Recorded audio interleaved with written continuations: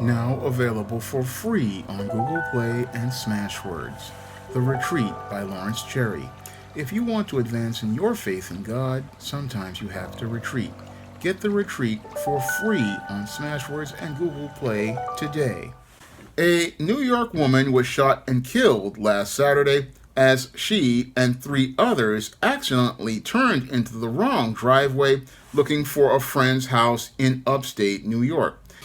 All footage used in this video is under fair use of United States copyright law of 1976 and is used in conjunction with my commentary.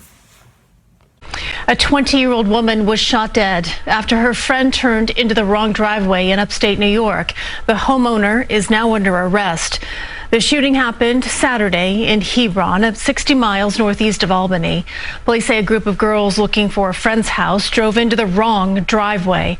While they were turning around, police say the 65-year-old homeowner, Kevin Monahan, came out on the porch and fired 2 shots. One of those shots struck 20-year-old passenger Kaylin Gillis. A witness who did not want to be identified says that the car wasn't in the driveway very long. We saw them go up, turn, and then they kind of barely had a chance to. What I think is they realized we're in the wrong place, but now we have to turn around, and there's no room to turn around. So they were trying to do that when this guy shot them. The homeowner is now charged with second-degree murder and is being held at the Warren County Jail. Now, in this incident in Hebron, New York, not too far from Albany, 20-year-old Kaylin Gillis was a passenger in a vehicle of a group of vehicles that were on their way looking for the home of a friend who was having a party. And as they were looking for the home of this friend who was having this party, they accidentally turned into the driveway of 65-year-old Kevin Monahan, who greeted these individuals who came up on his driveway by stepping out onto his front porch with a loaded gun and firing 2 shots from his front porch. And those bullets, unfortunately, wind up striking the vehicle that Kaylin Gillis was in, and sadly, Kaylin Gillis wound up losing her life. Now, the police are seeing this as an isolated incident, but when I take a critical examination of the alleged behavior of Kevin Monahan, it fits the pattern and profile for beta males that I talk about in my book, The Man Crisis. And it's clear to me that Kevin Monahan is one of these beta males who has an issue with people disrupting the rose-colored reality of his smooth world. Now, when it comes to many of these beta males, they do not live in the real world, and they do not live in a world like the rest of us. Yes, the world around them looks and feels the same as the world we live in, but these men live in a completely distorted place, and in that distorted place, they want no problems, no conflicts, and no obstacles, and they believe that nobody should disrupt their world at all. And because these men are afraid of conflict, they do not know how to resolve conflict without going to extremes. Now, according to reports, Kevin Monahan had an issue with people going and driving on his driveway looking for addresses, and because these individuals disrupted the serenity of his smooth world, he wound up simmering and boiling in anger because people would go out here and drive up on his driveway looking for one home and not finding that home. And because he felt these people were disrupting his world, this is what led to his frustration. And as he simmered and boiled in that frustration, he eventually wound up exploding in a rage, where he went out onto the porch of his home in Hebron, New York, and then went to take out this loaded firearm and fire shots at these individuals. And him firing those shots at those individuals was all about sending a message to anybody else that if you come into my world, there will be consequences for coming into my world.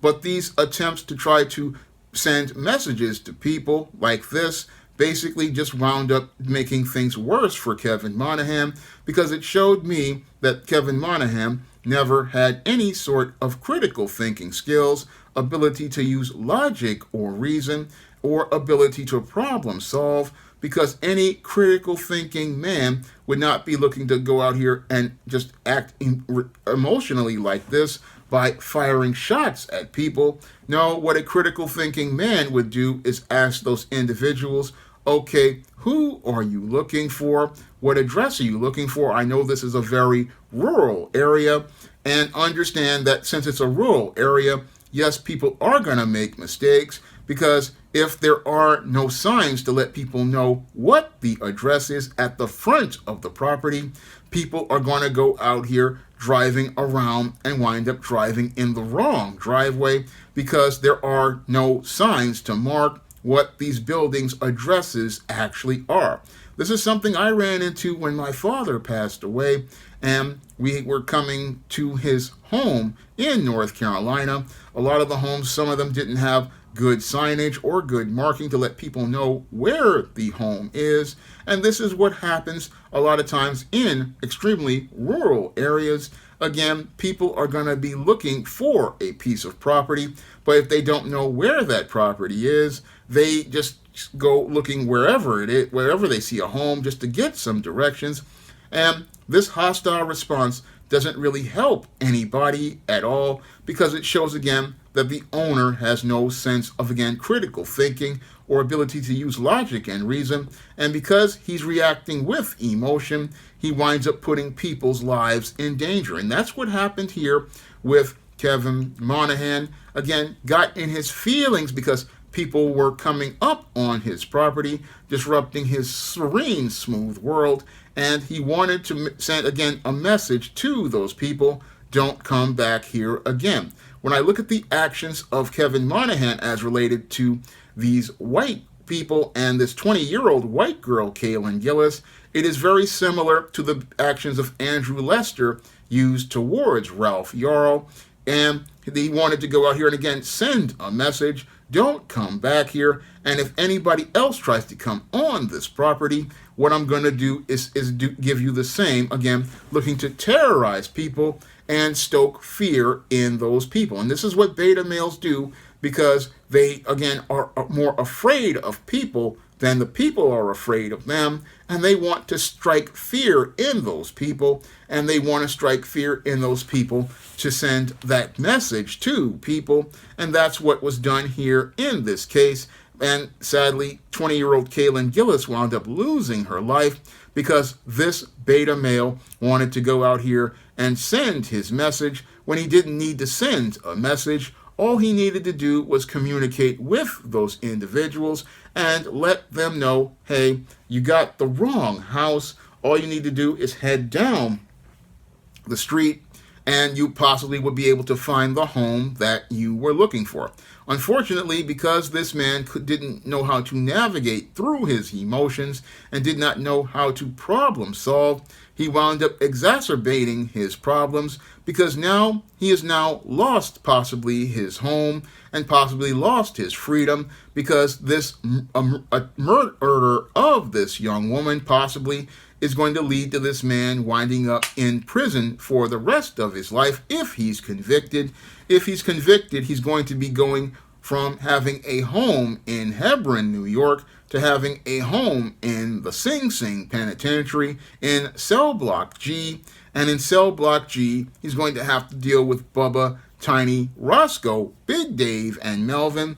And they're going to be turning that wrinkled tight end into a wide receiver.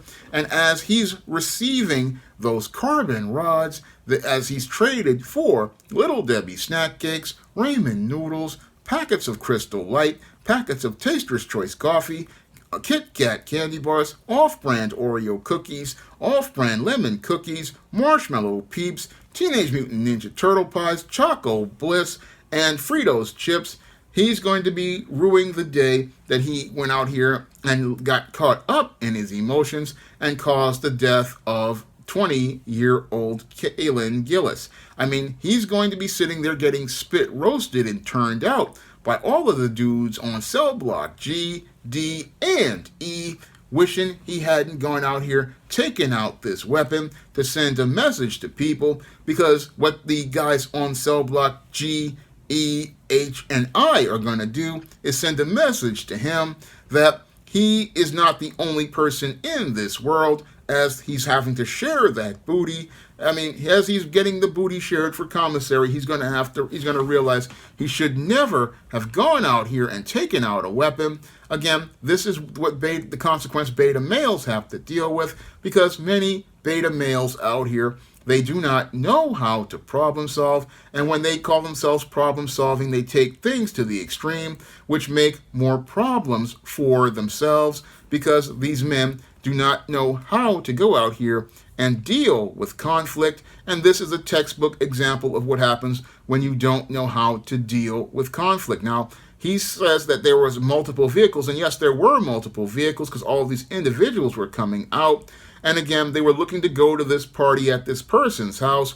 And instead of him looking to direct those individuals or make 911 calls to say that, oh, there's individuals in the area, if he felt that scared, he went out here and tried to take things into his hands. And when he took things into his hands, he did this, I believe, with malice of forethought and without remorse. And again, this is what beta males do, trying to look like a man, but all it does is turn them into men in crisis. And I find it very interesting here in this case that we see two similar stories. We see the story of Ralph Yarl, we see the story of Kaylin Gillis, and they show us a legal system in black and white, because in the case of black Ralph Yarl, there's no attempted murder charge in his case.